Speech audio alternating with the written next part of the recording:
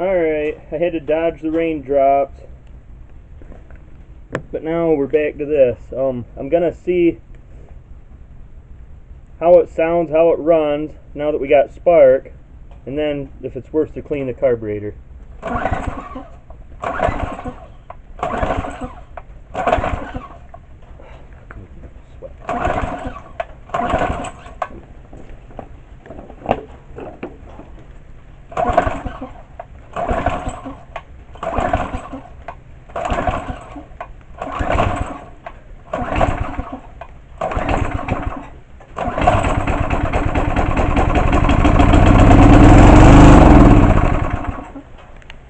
Alright, it runs, so now it's going to be worth cleaning the carburetor and then going from there.